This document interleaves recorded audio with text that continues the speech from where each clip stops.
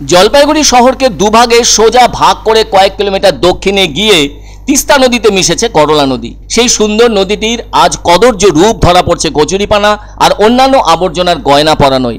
আসলে একদমই অভিভাবকহীন করলা নদী আর তার যৌবন ফিরে পাবে কিনা সেটাই ভবিষ্যতের প্রশ্ন। আজ পর্যন্ত নদীটির কোনো সংস্কার করা হয়নি, শুধুই কাগজে কাগজে আর বক্তৃতায় বক্তৃতায় বড় বড় কথার চলাফেরা লক্ষ্য করা যায়। শহরের মানুষেরা আদর করে ভালোবেসে বলে থাকেন তরল হৃদয় কিংবা জলপাইগুড়ি টেমস। নাম যত বাহারি থাক না কেন, কাজের কাজ তো আজ পর্যন্ত এক চুলও এগোয়নি। আজ যেন করলা নদীর রূপ বুড়িমা হিসেবে আত্মপ্রকাশ পাচ্ছে। কেউ কেউ বলে থাকেন করলা নদীর বুকে আবর্জনা ফেলবার মানুষের অভাব নেই। নদীর ধারে দিনবাজার, সেই দিনবাজারের ভেতর থেকে মাছ বাজার অঞ্চলের রাশি থার্মোকল আর ফলের বাজারের নানা ধরনের আবর্জনা ফেলার উত্তম জায়গা হলো সকলের প্রিয় এই টেমস। কিছু মানুষ আছেন যারা নিজেরা ভালো থাকেন গোপনে আর অন্যদের সাহায্যে আবর্জনা ফেলে থাকেন নদীর বুকে। তাহলে কে রুখবে নদীর কদর্য রূপ? কেউ নেই। শহরের অভিভাবক পৌরসভা থেকেও নেই। খালি কথার কুটচাল মাঝে মাঝেই শোনা যায়। নদী হয়তো শুনতে পায় না। মাঝখানে গজিয়ে উঠেছিল সমাজ ও নদী বাঁচাও কমিটি। তাদের কাজকর্ম সকলেই প্রত্যক্ষ করেছেন। আসলে করলা নদী তো প্রচার চায় না, তার শরীরটা পরিষ্কার চায়। কিন্তু শোনে কে? এই শহরের মানুষজন বহুবার শুনেছেন করলা অ্যাকশন প্ল্যান।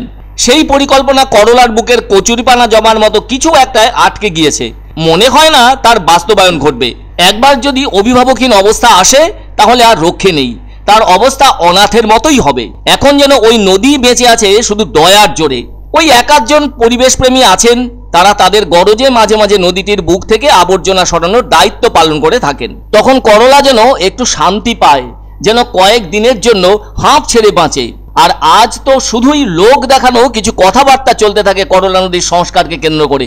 সকলেই জানেন এই নদীর সংস্কারের জন্য প্রয়োজন ভালো অর্থের, কেননা করলার গর্ভের গভীরতা অনেক কমে গেছে।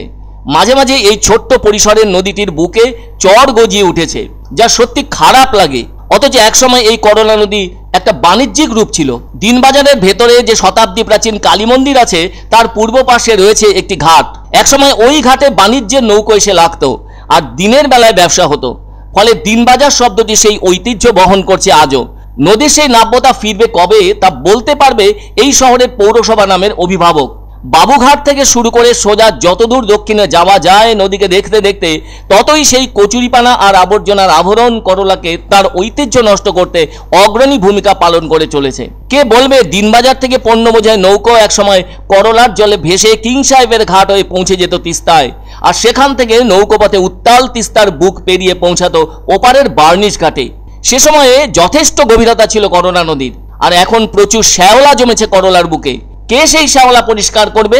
আসলে অভিভাবকহীন হলে যেমন হয় সন্তানের, ঠিক তেমনই অবস্থা এই নদীটির। এই করলা নদীর উৎপত্তি জলপাইগুড়ি শহর সংলগ্ন শিকারপুর জঙ্গলের ভেতরে থাকা মারিঙ্গা ঝোড়া নামের জায়গা থেকে। এই নদীটির দৈর্ঘ্য মাত্র 45 কিলোমিটার। শুরুর সময়ে কলকল বেগে নদীর জল প্রবাহিত হতো বলেই নদীটির নাম হয়েছে করলা। আজ সেই নদী কচুরিপানার সাজে সজ্জিত হয়েছে। আজকের প্রজন্ম তো এমন নোংরা স্রোতহীন করলাকে দেখতেই অভ্যস্ত। তবুও তো সকলে চাইছেন করলা নদীর সংস্কার অন্তত পক্ষে হোক। কচুরিপানা ভর্তি আছে, কিন্তু মোটামুটি বর্ষা হলে তো চলে যায়। বর্ষা হলে চলে যায়।